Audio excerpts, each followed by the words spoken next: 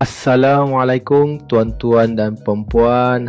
Inilah dia tapak rumah Cik Izwan yang tengah dalam pembinaan sekarang ni.